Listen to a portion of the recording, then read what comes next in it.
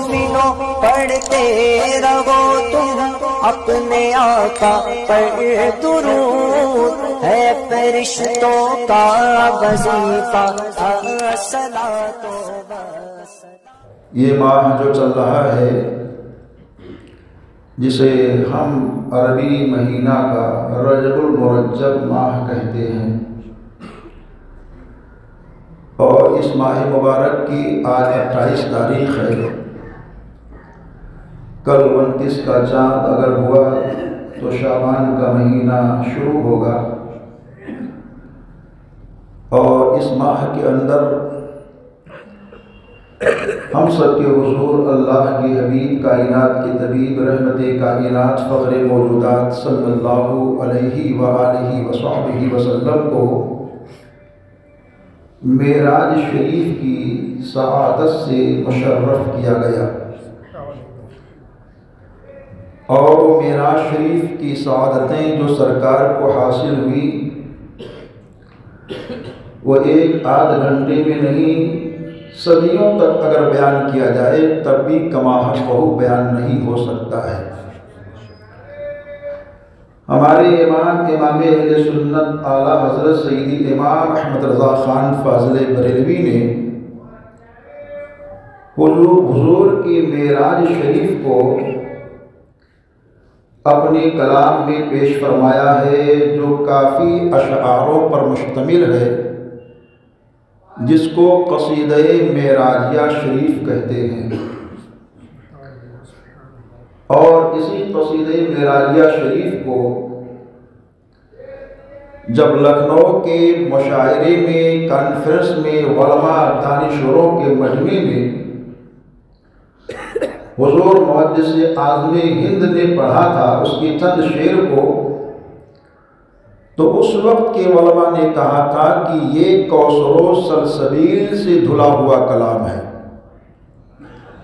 اور یہ کہا کہ اگر امام اہل سنت اعلیٰ حضرت کوئی کلام نہیں لکھتے، صرف ان کا یہی ایک کلام ہوتا، تب بھی وہ امام الکلام ہوتے، اور ان کا یہ کلام تمام کلاموں کا امام ہوتا، بہت جامع۔ اور معراج شریف سرکار کا ایسا پیش فرمایا ہے میرے امام نے کہ لگتا ایسا ہے کہ معراج شریف کی رات میں روح اعلیٰ حضرت مکمل اس منظر کو ملاحظہ کر رہی ہے، ایسا نقشہ، سبحان اللہ سبحان اللہ۔ تو جس کو معراج مصطفیٰ سمجھنا ہو، پڑھنا ہو، جاننا ہو، فیض لینا ہو، تو اپنے اعلیٰ حضرت کا کلام قصیدہ معراجیہ شریف کو پڑھے، اور سمجھنے کے لیے مفسر اعظم پاکستان کا لکھا ہوا دیوان قصیدہ معراجیہ شریف کی شرح کو سمجھے، تب سمجھ میں آئے گا کہ اعلیٰ حضرت نے کیا کہا ہے۔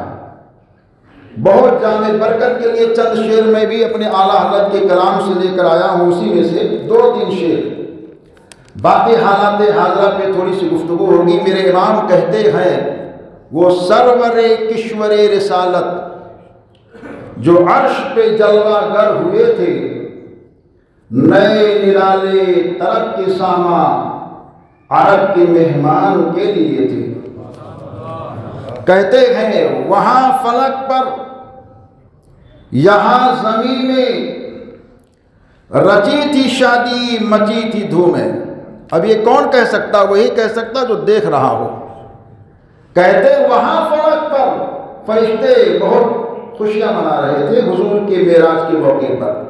وہاں فلک پر یہاں زمین میں رچی تھی شادی مچی تھی دھومیں، ادھر سے انوار ہنستے آتے اور ادھر سے نفحات اٹھ رہے تھے۔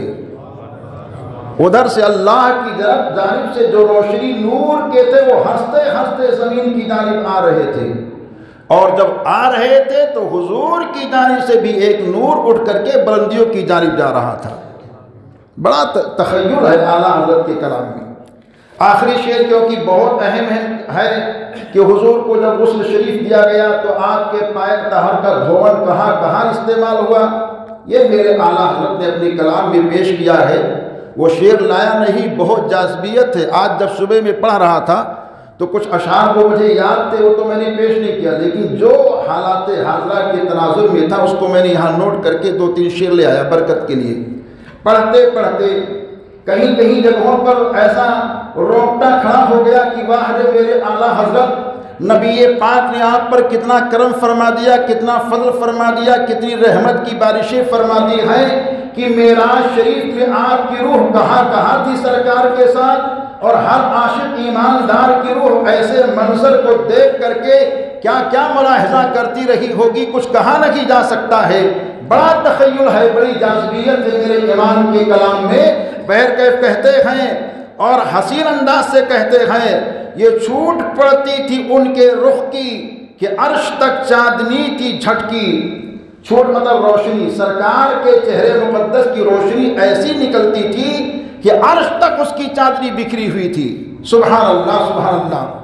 وہ رات کیا جگمگا رہی تھی، جگہ جگہ نصب آئینے تھے۔ سبحان اللہ۔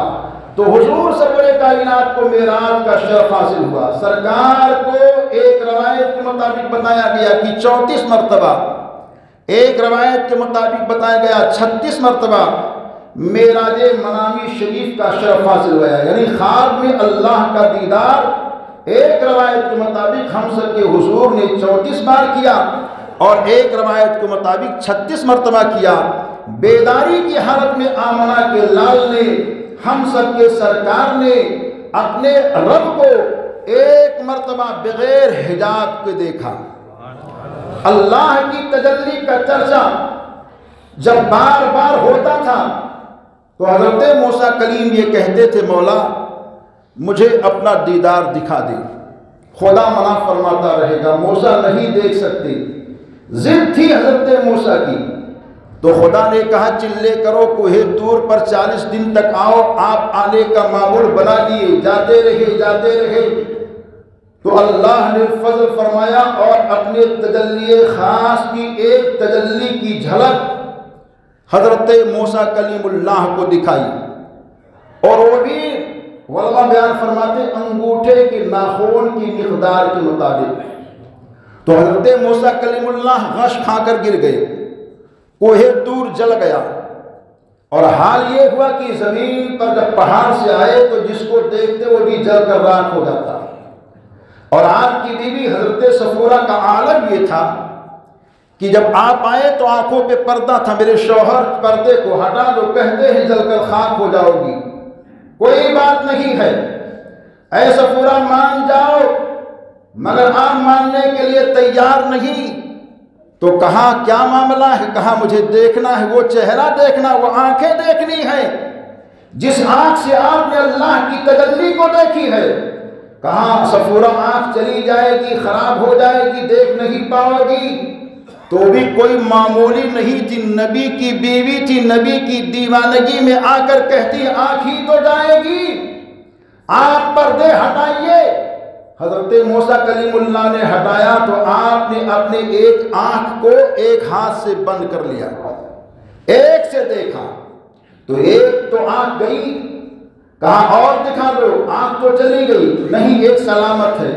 جیسے ہی دوسرے آنکھ کو کھولا، اس سے دیکھا، اللہ نے پہلی میں روشنی دے دی۔ پھر کہا اور دکھاؤ، اس طرح بار بار ہوتا رہا۔ لیکن محبت یہ ہے، پیار یہ ہے کہ جب حضرت موسیٰ کلیم اللہ نے کہا تیرے آنکھ کی روشنی آتی اور جاتی ہے، ماجرا کیا ہے؟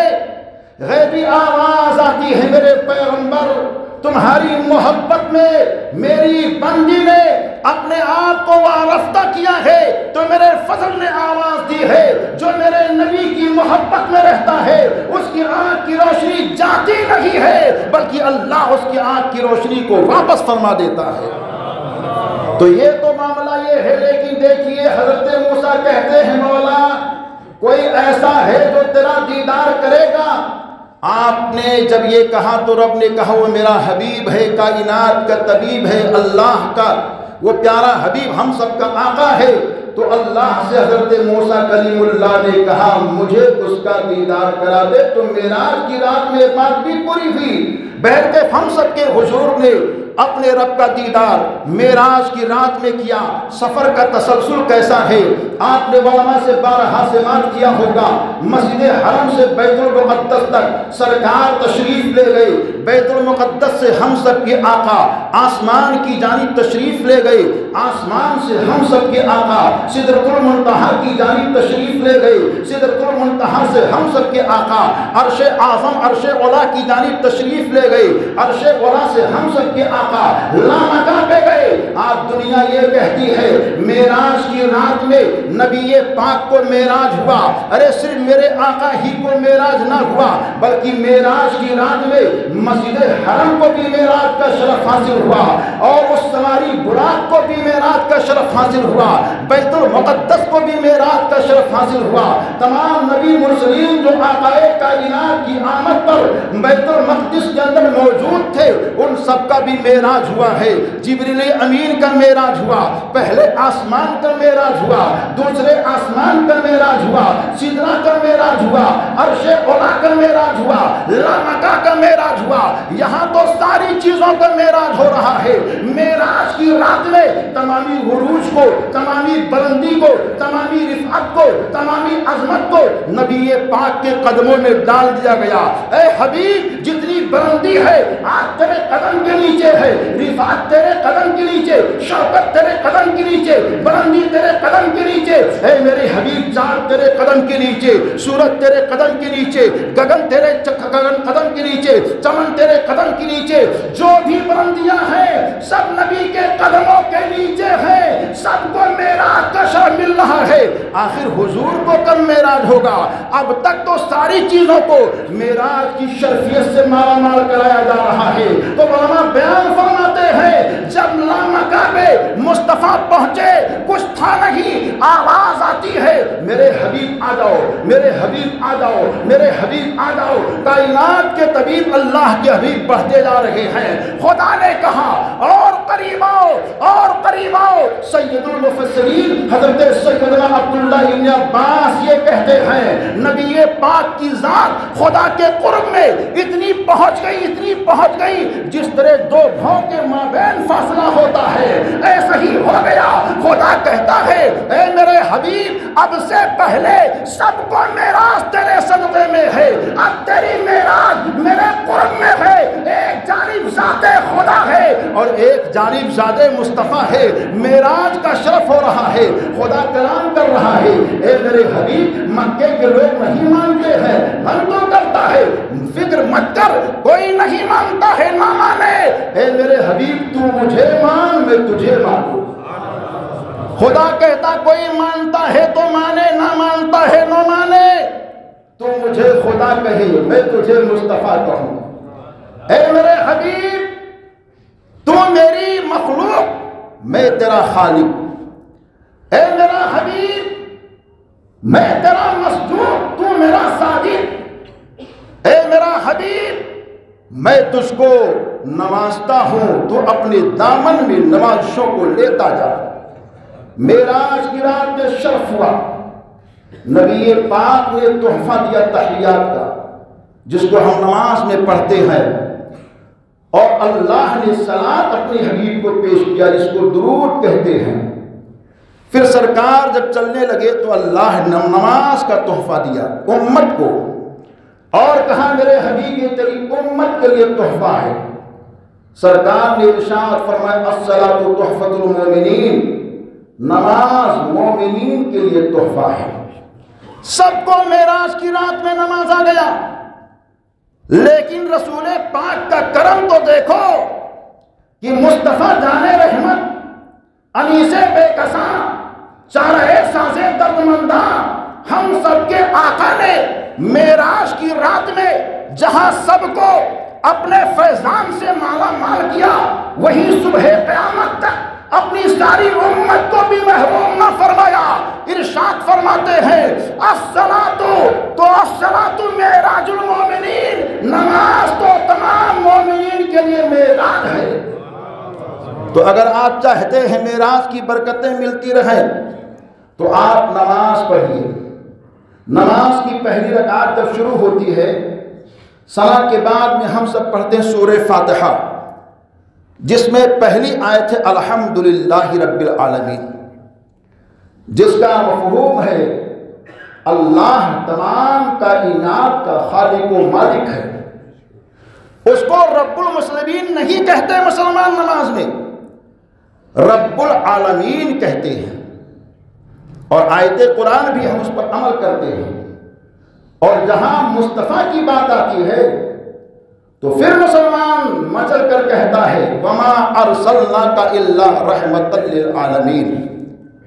وہاں رب العالمین ہے، یہاں رحمت للعالمین ہے، کہ کیونکہ دنیا اسلام میں بلکہ دور ساری کائنات میں دو ہی ذاتیں افضل و اعلیٰ، ایک ذات خدا کی ہے جو ساری کائنات کا خالق اور مالک ہے جس کو رب العالمین کہتے ہیں، اور ایک ذات مصطفیٰ جان رحمت کی ہے جو رب کی عطا سے تمامی کائنات کا رحمت للعالمین ہے۔ تو یہ ہم مسلمان ہیں، ہمارا یہ عقیدہ ہے کہ ہم نماز پڑھتے ہیں 48 مرتبہ، 5 وقتہ نمازوں میں سورہ فاتحہ پڑھتے ہیں تو اپنے رب کو رب العالمین سے یاد کرتے ہیں، اور رسول پاک کو رحمت للعالمین سے آواز دیتے ہیں، یاد کرتے ہیں۔